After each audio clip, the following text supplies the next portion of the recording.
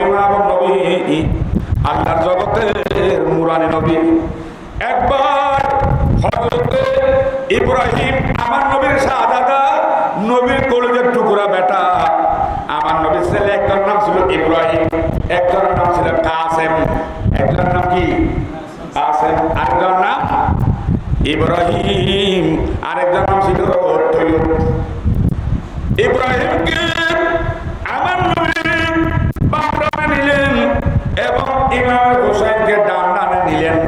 দুজনকে নিয়ে খেলা করতেছে, মায়া মহব্বত করতেছে। একবার নাতিকে চুমো দেয়, আবার নিজের ছেলেকে চুমো দেয়। এই মুহূর্তে হযরত জিবরাইল আলাইহিস সালামকে আল্লাহ পাক পাঠিয়ে দিলেন, আয় জিবরাইল, তুমি যাও যাও আমার মাহবুব নবীর কাছে যাও, গিয়ে বলো, ইয়া রাসূলুল্লাহ, আপনি আপনার ছেলেকে মহব্বত করতেছেন, আপনার নাতিকে মহব্বত করতেছেন, আল্লাহ তাবারক তাআলা আপনার কাছে সালাম পাঠিয়েছে। আল্লাহ বলেছেন দুইজনকে একসাথে মহব্বত আপনি করতে পারবেন না, একজনকে আল্লাহ মহব্বত করার জন্য আল্লাহর কাছে দিয়ে দিতে হবে। আর দেশ নাতিদের কাছে আইলে না না হলো আর দাও না, বুঝো আর দাও না। ইয়া রাসূলুল্লাহ, দুইজনকে নিয়ে আপনি আনন্দ করতে করতেছেন, মায়া আদায় করতেছেন, আল্লাহ আরশে আজিম থেকে আপনার দিকে তাকিয়ে আছে, আল্লাহর কাছে খুব ভালো লাগছে। এই দুইজন থেকে আপনি আল্লাহকে একদম দিয়ে দেন। কাকে দিবেন? আপনার কাছে এখতিয়ার আছে, আপনার কাছে এখতিয়ার, যাকে দেন আল্লাহ কবুল করবেন।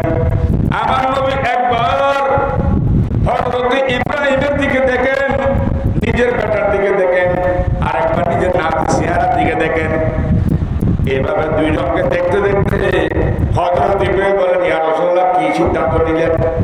আমার নবী বললেন, আমি ইব্রাহিমকে যদি আল্লাহর কাছে দিয়ে দিই, তিনি যদি দুনিয়ার জমিন থেকে চলে যায়, তাহলে আমি নবীর অন্তরে কষ্ট পাবো, আমার বিবি হযরত খাদিজাতুল কুবরা কষ্ট পাবে, আর আমার নাতি হুসাইনকে যদি আল্লাহর কাছে দিয়ে দিই, তাহলে আমি কষ্ট পাবো, খাদিজাও কষ্ট পাবে, আমার কলিজার টুকরা মা ফাতেমা কষ্ট পাবে।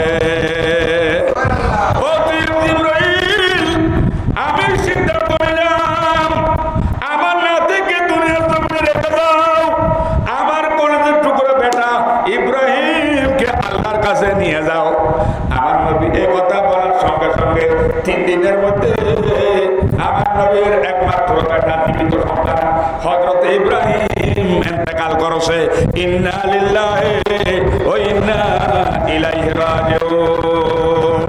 নিজের কলিজার টুকরা ছেলে থেকে আমার নবীর নাতি ইমাম হোসেন